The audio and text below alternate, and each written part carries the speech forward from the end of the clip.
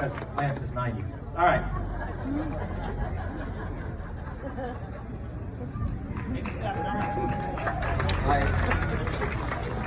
I wear these glasses not to pretend that I'm an aging, distinguished movie star, because if I don't wear them, I see two of everyone here, which makes driving to meetings at 7:30 every morning quite complicated.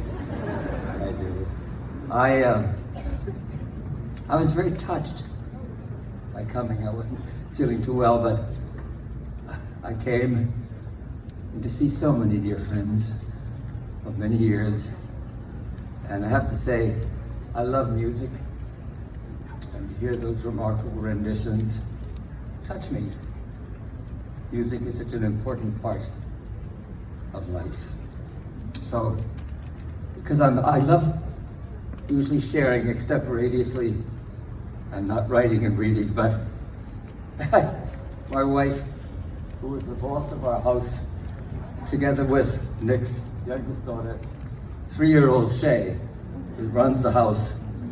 So I listened to what they requested. She said, "You better read it tonight."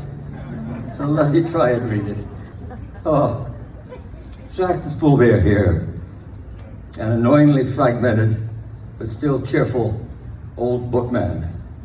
If I'd done an extemporaneously, I would have said, you know, fragmented, but still cheerful old fuck.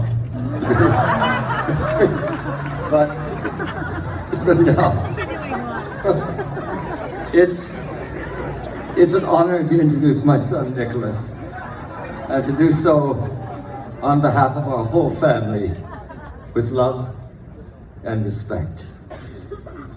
I've heard remarkable stories over many decades from my writer clients, and personally horrific ones about how addiction can devastate entire family clans, and beautiful ones about how with honesty, tenacity, and courage, this plague can be addressed and parried.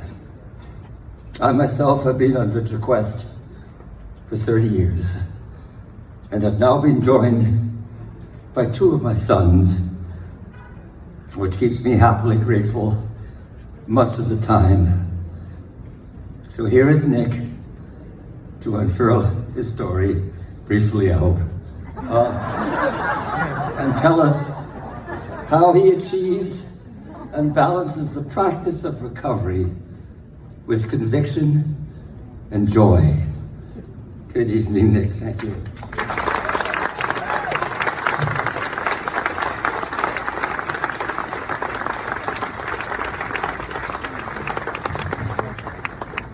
Wow, I don't know how you follow that.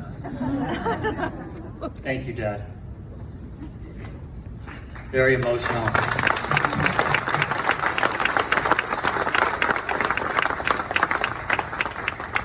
Hi, everyone. I'm here with you all today because 10 years ago, a police officer in Wilton woke me from an opioid overdose and saved my life by arresting me. "School dean arrested with heroin" is one of the headlines everyone saw the next morning. Those headlines happened because addiction is a very real thing. This is how it happened for me. I grew up in Rowayton, the middle son of 3 boys, and I've lived most of my life in Connecticut. I had intense anxiety as a child, long before I became aware of my father's drinking. Once his drinking got worse, I felt extreme fear and anger that needed some outlet. The mystic Rumi once said, "Many people run from a snake and meet a dragon." And I think that's a good way to summarize my story. Due to the intense struggles I had growing up, I focused my energies on helping others. I worked for 5 years at a psychiatric hospital, got a master's degree in counseling. These things helped me function and transcend my struggles. I became a school administrator at an elite Jesuit high school in Manhattan. But none of those high-functioning achievements could insulate me from a martial arts injury and a prescription for opioids. Taking the pills as prescribed slid slowly into abusing those pills, which slid into depending on those pills to function and to get out of bed. And then one day, the pills were all that mattered. to watch myself transform into a zombie who puts a chemical ahead of his children, his wife, and everything valuable in life is spiritual torture. Especially because I knew I did it to myself, and because I knew it made me just like my father, who I swore I would never become.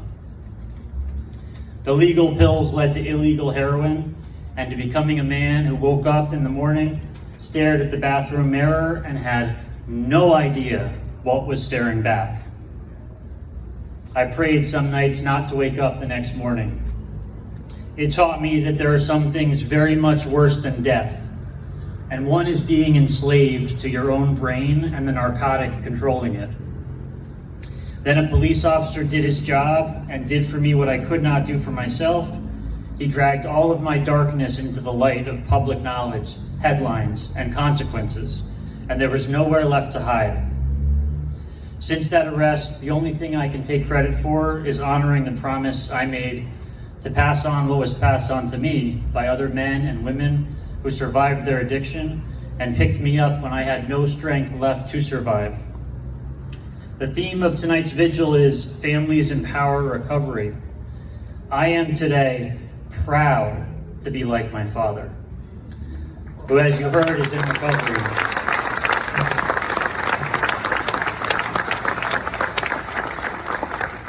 We have attended meetings together for 10 years, and we've had intimate moments of connection that addiction almost robbed us of ever sharing. I found my father in the search for myself, and his example helped me find sobriety when my oldest son was 4 years old. The timeline of dysfunction and the avalanche of pain that my using caused everyone around me came to a halt. Despite a highly public arrest, loss of career and income, and an utter loss of trust, my wife Erin never gave up on me or made me feel unloved.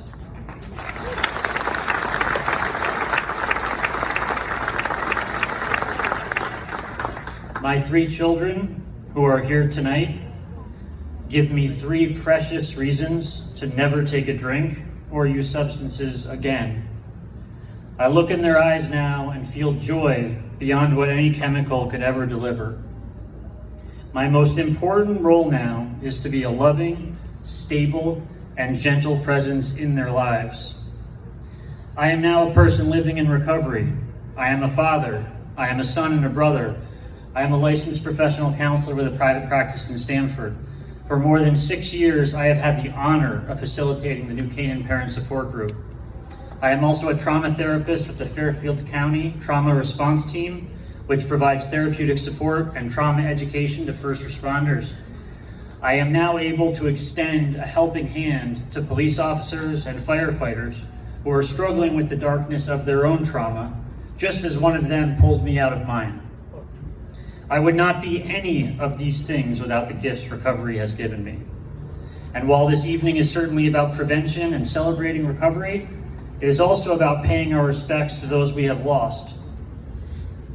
In the years I have been attending this event, I've put up 11 pictures of friends or clients on the memorial wall behind me.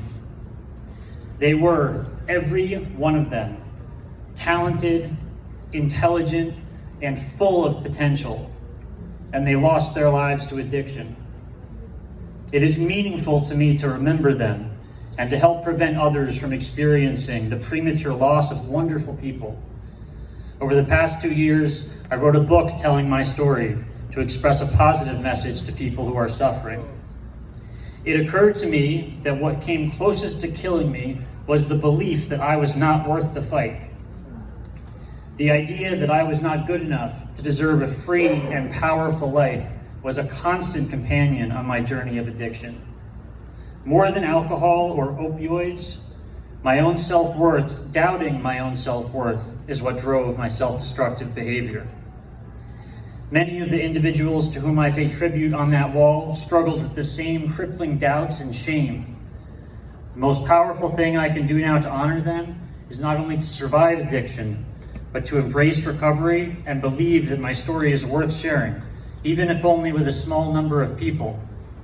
Too many of those friends didn't have the chance to tell their stories in recovery. Their stories were worth sharing, and so is yours. I would ask everyone here, share your stories, regardless of what they may be. Share them because you never know who you might help. There are people you may not have met yet who are going to hear your story and find the solution and the hope they desperately need, but only if you overcome your doubts and tell your story. We live in a world full of negative and frightening news and messages. This community of families in recovery from addiction and everyone here tonight, we get to be part of something beautiful and life-giving.